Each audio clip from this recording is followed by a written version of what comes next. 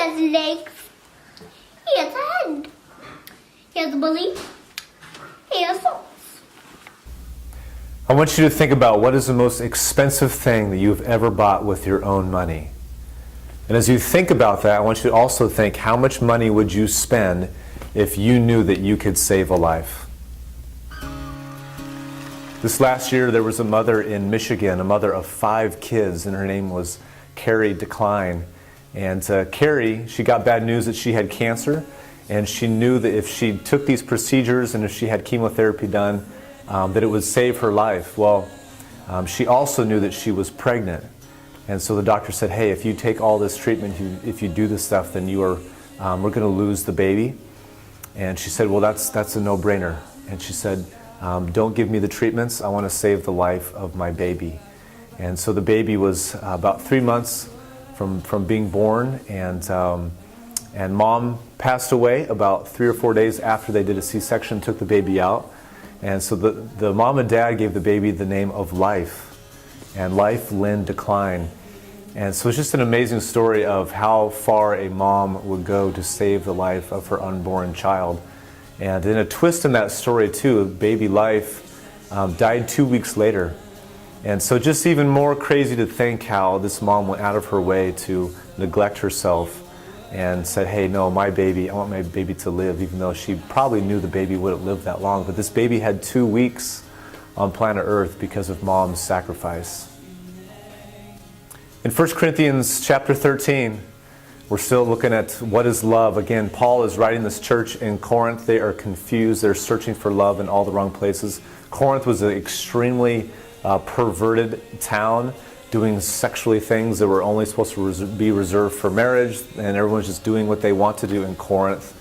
And so Paul's writing them saying, hey, no, this is what love is. If you're trying to be like God, because Jesus is God, we're trying to be like him, then you have to demonstrate love. So here is what love is.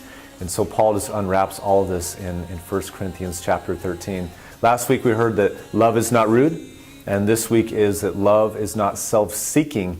And some translations say it is not selfish.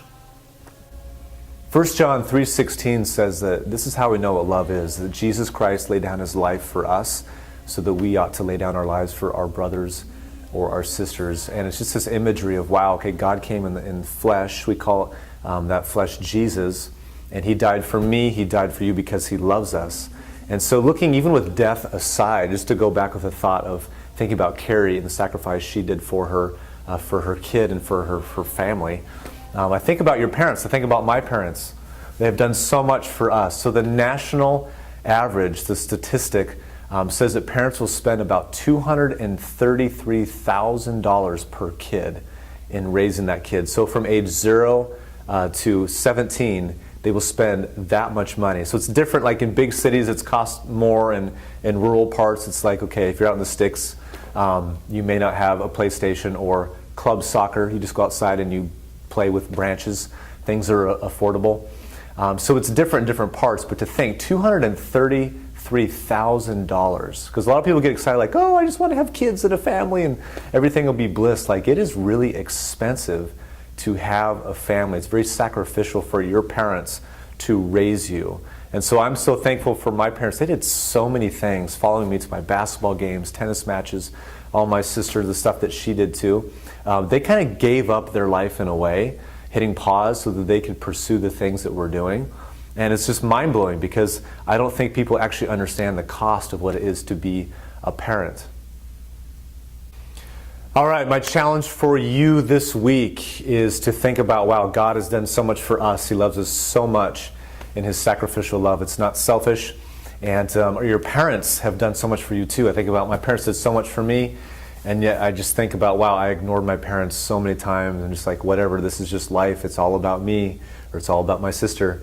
And they do so much. So here is a challenge for you this week. Use social media. It's an amazing stage, microphone, platform, and use it to say how much you love God, you appreciate him, or you can use it to say how much you love a parent, or maybe both parents, for all they do for you. And I know some of your parents, they actually work 2 jobs just to make sure that you can have the basic stuff of life. And it's just mind-blowing how hard they work for us. So use it. Make a post how much you love God and why. And then you can also use that as a way to say how much you love one of your parents and explain why at that point too.